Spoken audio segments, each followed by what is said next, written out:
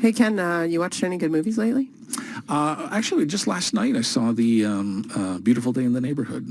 Tom Hanks, yeah. the Mr. Rogers. I haven't seen that story. yet. Yeah. You know what? You answering that question the way you did proved to me that you're actually really great at small talk.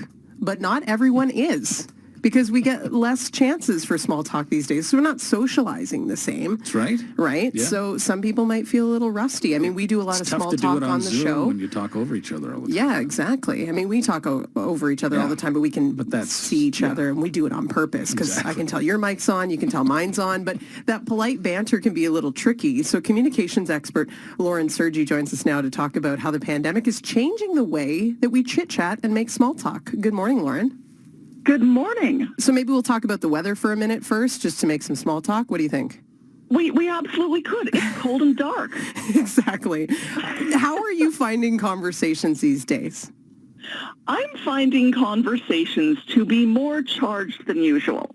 You know, that's the funny thing with small talk right now, is that when everything feels like it's at red alert all the time, small talk becomes really tricky because you cannot introduce a subject, let's say pumpkin spice latte, without it all of a sudden becoming, you know, everything that we need to deal with in the world and all of our problems all wrapped up into one. Yeah, because small talk, I guess, does focus on those shared experiences. So then inevitably we get into how's the pandemic affecting you?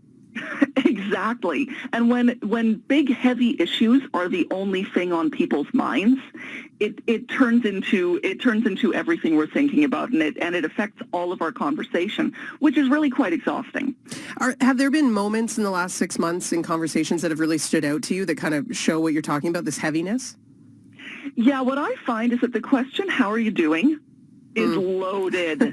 It's absolutely loaded. So you can't ask that without you know, either there is still people giving the knee-jerk response of, oh, I'm fine, how about you?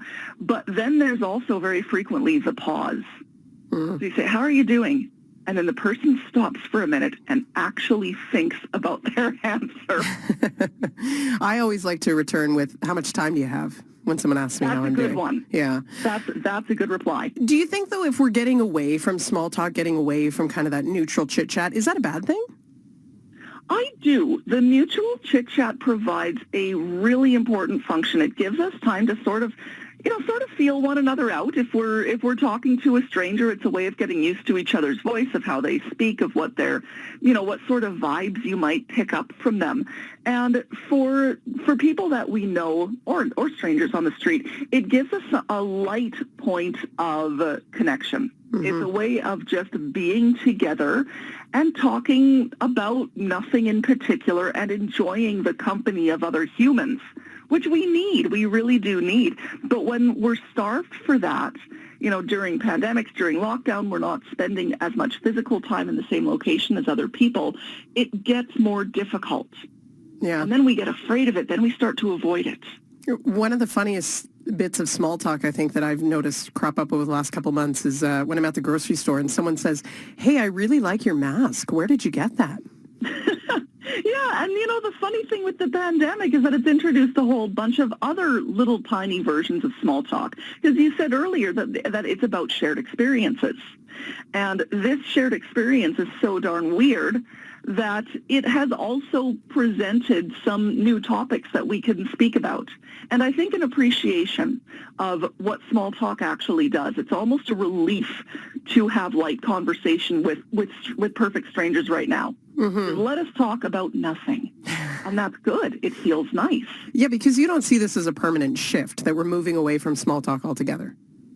I don't. Actually, I think that there's going to be more of a resurgence from it once people are, you know, down the road, once people are seeing each other in person more and more. We might see a little bit of a boost in people's interest in actually speaking to others. But as with all things, that will eventually pass and will return to some form of normalcy as well. Yeah. There can be a bit of an introverted feel, too, because a lot of people are socializing a lot less. But now they're maybe heading back to school. They're going back to work. They're seeing more people face to face. What can we do to kind of build up on those maybe rusty small talk skills? Well, the first thing to do is to make a concerted effort to do it. which is always the hardest part of it. You know, most people are more comfortable being approached and having someone else start up the banter than they are starting it up themselves. But you kind of need to make that extra little push.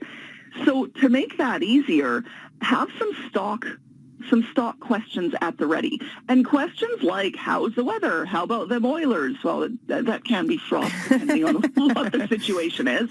But questions like that are just fine. And there's been a great one going on all morning. So what's your opinion on pumpkin spice latte or pumpkin spice flavor? There's really no way someone can take deep offense to that. Yeah. And it has the potential for hilarity. It does. So that's a good conversational item to have in your back pocket. Or just look around you and see what it is the two of you are doing while you're standing in the same place together and comment on it. It doesn't need to be clever. I know. Sometimes we put that pressure on ourselves. Yeah. Lauren, I really do. I have to ask because I would regret it if I didn't. Do you like pumpkin spice? I do. Lovely. I love it. You love it. I would put it on everything. You were talking about pumpkin spice whipped cream. Yeah. That sounds amazing. I want it right now. Pumpkin spice Pringles, though, Lauren. That's blasphemous, and it shall never be spoken of again. Thank you so much for your honesty. Lauren Sergi, it's been a pleasure to speak with you this morning. Thank you so much. Take care. Lauren Sergi is a communications expert in Edmonton.